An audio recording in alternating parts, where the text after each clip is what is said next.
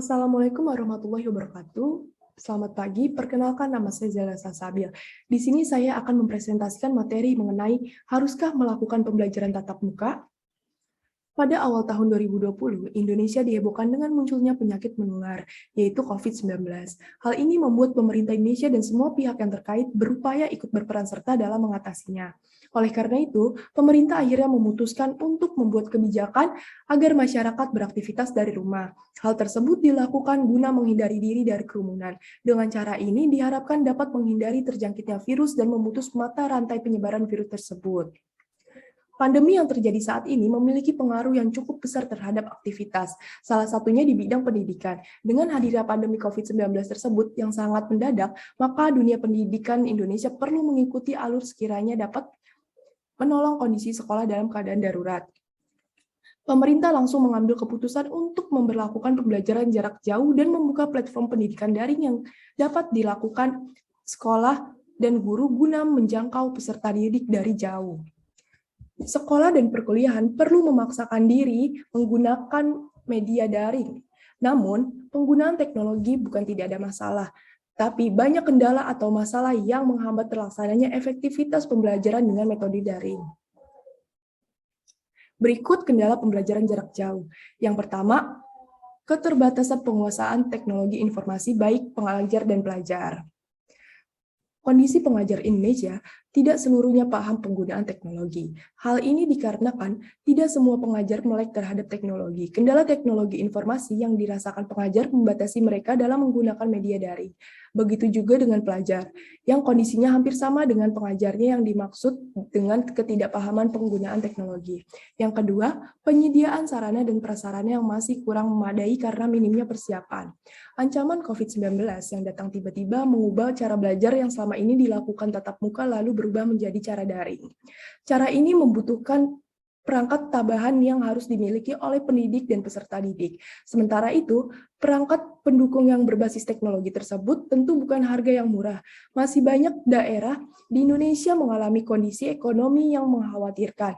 Kesejahteraan guru maupun murid membatasi mereka yang masih sangat serba terbatas hidupnya. Hal itu mengalami kesulitan dalam menyediakan sarana dan prasarana teknologi informasi yang sangat diperlukan dengan model pembelajaran selama COVID-19 ini berlangsung. Yang terakhir ada akses internet yang masih terbilang terbatas. Jaringan internet yang benar-benar kuat dan memadai masih belum merata di pelosok negeri Indonesia. Kritik pembelajaran jarak jauh. Yang pertama, menimbulkan tingkat stres pelajar karena kebanyakan guru tidak melakukan bimbingan atau memberi contoh tentang materi yang dibahas. Yang kedua, meminta pemerintah untuk memberikan kuota gratis untuk pembelajaran. Yang terakhir, pembelajaran jarak jauh sejak awal pandemi telah menurunkan minat dan kualitas belajar para pelajar. Berikut adalah potret tenaga pengajar pada saat pembelajaran jarak jauh. Bisa kita lihat, kebanyakan guru-guru melakukan Zoom Meeting atau Google Meet langsung dari sekolah. Selanjutnya, potret peserta didik pada saat pembelajaran jarak jauh. Peserta didik yang melakukan pembelajaran online dari rumah harus memakai seragam, karena itu diwajibkan oleh sekolah.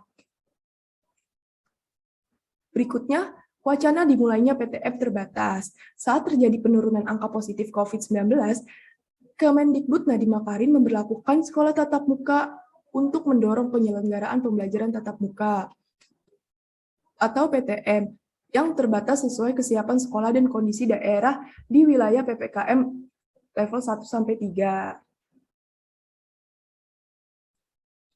Pembelajaran tatap muka dapat dilakukan setelah para guru dan tenaga pendidik menerima vaksin COVID sekitar awal Juli 2021. Kemendikbud Nadiem Makarim mengatakan meski sekolah tatap muka segera dibuka, tetap akan dikombinasi dengan pembelajaran jarak jauh. Wacana ini tetapi memunculkan respon beragam dan dilema bagi orang tua. Ada yang pro maupun kontra, yang menganggap kebijakan ini tidak populer sehingga orang tua ragu dengan kebijakan pembelajaran tatap muka. Yang pertama, anak-anak belum bisa mengontrol emosinya ketika bertemu dengan teman sekolahnya. Karena di rumah biasanya anak-anak hanya berinteraksi dengan keluarganya saja. Yang kedua, rasio vaksinasi yang masih rendah. Pada saat ini belum semua warga negara Indonesia melakukan vaksinasi, terutama pelajar dan mahasiswa. Oleh karena itu, takutnya terjadi kekhawatiran PTM yang menimbulkan klaster baru penularan COVID-19 yang disebutkan pada poin ketiga. Jadi, bagaimana sih solusinya pembelajaran yang seharusnya dilakukan pada saat masa pandemi COVID yang sedang berlangsung ini? Yaitu, solusinya adalah hybrid learning. Hybrid learning merupakan pembelajaran dengan sistem daring yang dikombinasikan dengan pertemuan tatap muka untuk beberapa jam.